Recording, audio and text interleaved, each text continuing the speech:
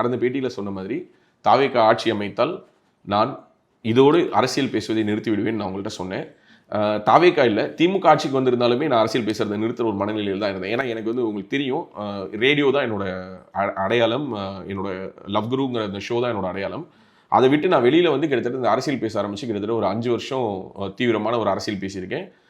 நான் ஆர்ஜேவா இருக்கும் பொழுதே எனக்கு வந்து இந்த டெலிவிஷன் டிபேட்ஸ்லாம் வாய்ப்பு கிடைச்சது 2019 வாக்கில். ஸோ கிட்டத்தட்ட ஒரு 6-7 வருஷமாக இந்த அரசியலில் எனக்கு பிடித்தும் பிடிக்காமலும் சில புற அழுத்தங்கள் காரணமாகவும் தனிப்பட்ட விருப்ப வெறுப்புகள் காரணமாகவும் நிறைய நான் அரசியல் பேசியதுடைய விளைவாக நிறைய நல்ல நண்பர்களை இழந்திருக்கேன். உங்களை மாதிரியான நல்ல நண்பர்களை, நிறைய அண்ணன்களை, நிறைய தம்பிகளை, நிறைய தங்கைகளை, என்னோட ஷோ மூலமாக என் கூட கனெக்ட் ஆன நிறைய பேருக்கு இவருடைய அரசியல் நிலைப்பாடு இதுதானா அப்படின்னு சொல்லிட்டு அவங்களுக்கு நிறைய, நான் சொல்றது வெறும் பாஜக ஆதரவு நிலைப்பாடு மட்டுமல்ல, நான் நாம் தமிழர் ஆதரவாளராக அறியப்பட்ட காலகட்டத்திலும் அது நிறைய பேருக்கு இரலவெண்ட்டாக இருந்துச்சு. எனது லவ் குரு என்டிகே சப்போர்ட்ரா, அதே மாதிரி தான் லவ் குரு பிஜேபி சப்போர்ட்ரான்னு. ஸோ இந்த எல்லா விஷயங்களையும் ஒன்று சேர்த்து உங்கள் மூலமாக நான் வந்து இதை நிறைவு பண்ணணும்னு நினைக்கிறேன். இதுதான் நான் இந்த அரசியல் தொடர்பாக, தமிழ்நாடு அரசியல், உலக அரசியல், இந்திய அரசியல், இது தொடர்பாக கொடுக்கக்கூடிய கடைசி நேர்காணல். லாகின் 360 உங்கள் கெரியருக்கு தேவையான அனைத்து ஐடி கோர்ஸும் just 4999.